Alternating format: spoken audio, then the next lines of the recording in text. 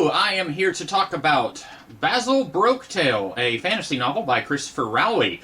This book came out sometime in the early 90s, I think. I bought this sight unseen. I didn't know anything about it, and I more or less liked this book. After I finished reading it, I looked on YouTube, found a few people who were talking about this book and this series, and it seems like everyone liked this book and the series more than I did. There are at least 6 sequels in this series, and while I enjoyed this book well enough, I did not like it enough to keep going with the rest of the series. I think I bought this for 50 cents. If I found the other books in the series for about that much, I probably wouldn't buy them. So the basic premise is you've got this kingdom that is part of a much larger empire. And there's a very old king. He's getting older, and I'm getting older too. He has a daughter and then a son who we never get to see. And he does not believe that the daughter is actually his. He believes that his wife was cheating on him. He does not like his daughter. And then this kingdom is part of a much larger empire. And an agent of the empire comes into the kingdom, and she is telling some of her close allies his daughter needs to be the one that ascends to the throne whenever the king dies. She keeps saying that the son, the prince, is a cretin. He does not need to be king. But he does not like his daughter, so he does not want her to ascend to the throne. Meanwhile, you've also got this evil Dark Lord that has an agent in the kingdom, and he kidnaps the princess. And so then that kind of sets everything in motion, and that happens about 150 pages into the book. This is over 400 pages in. And so then you've got Bazil, who is a dragon. He really looks more like a dinosaur than a dragon, but you've got Bazil, and then his human. Every battle dragon has a human who's kind of their sidekick. They join the army, and then this particular battalion is sent to try and rescue the princess from this agent of the Dark Lord. And then you've also got the agent of the Empire, who is the one saying she must be the one that takes the throne. Her and her new sidekick, who is also friends with the Dragon Boy here, they are also part of this adventure. And while I said I liked it, I didn't love it.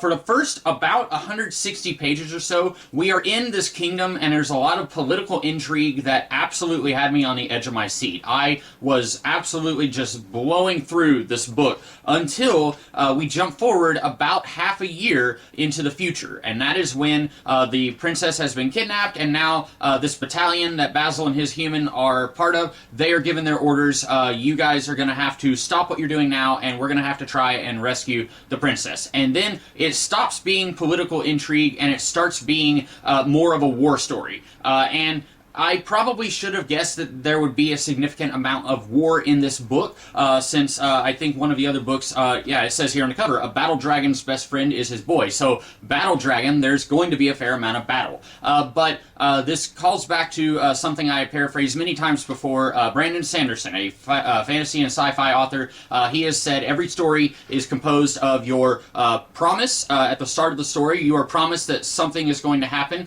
the progress of how that promise is going, and then your payoff. How does everything get wrapped up? And the first 160 pages of this book is political intrigue that I was really interested in. And so I feel like I was promised that we were going to get something like that. You read the A Song of Ice and Fire books, you got a lot of political intrigue in King's Landing, but then it balances it with a lot of stuff happening everywhere else. But here, you are spending the first over a fourth of this book with a lot of, ooh, this is really interesting. This guy wants this, but she wants that, and this other guy wants something different. How is he going to do this? Okay, this happened. Now how's this going to affect everything else that everyone else wants to see happen? I was really engaged with that. And then, when we jump forward about half a year, if this had been a library book, I would have gone ahead and turned it in. But because I had already bought it, even just for 50 cents, I wanted to go ahead and see it through and actually finish reading it. But we spend about like 20 or 30 pages seeing the Bazil and his company that he's part of in this fight that ultimately doesn't really have anything to do with the larger plot. It doesn't have anything anything to do with their mission that they get a little bit later to go and rescue the princess. It's just there to establish Bazil is now part of this company of soldiers, and we could have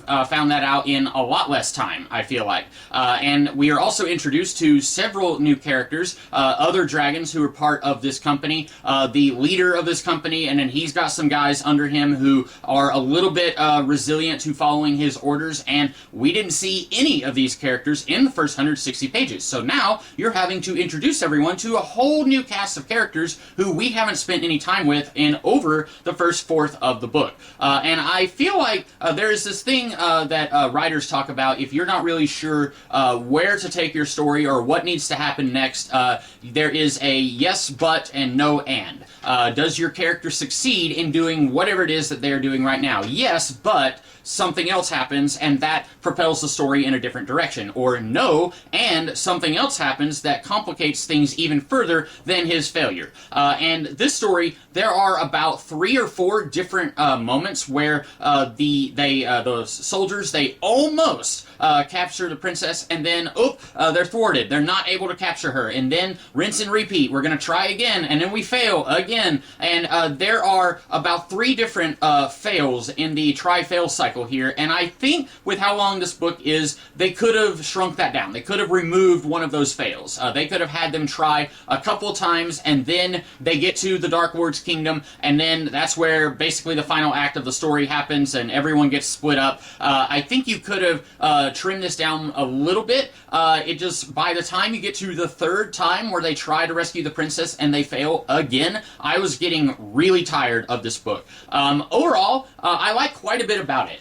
It's not a Tolkien clone. That's something that I'm always a little bit afraid of whenever you read a fantasy story that you've never heard of before. Is this basically just going to be rehashing everything that J.R.R. Tolkien did? And if so, why am I reading this? I could just read Tolkien. I could read The Hobbit or The Silmarillion or whatever. I don't have to read someone else basically doing Tolkien. And this doesn't do that. I am happy to see that it feels very much like its own thing. It has its own identity, but it's not perfect. I don't love it. And I was actually kind of surprised to see how many people really do love this book and the series. And I don't know, the series may get better later on, but this book I felt like was maybe like a 7 out of 10, and I was really hoping it would be like a 9.5 out of 10. So those are my thoughts on Bazil Broketail. Hope you guys like this review, and I will talk to you about something else in the future. In the meantime, have a great rest of your day. Catch you later.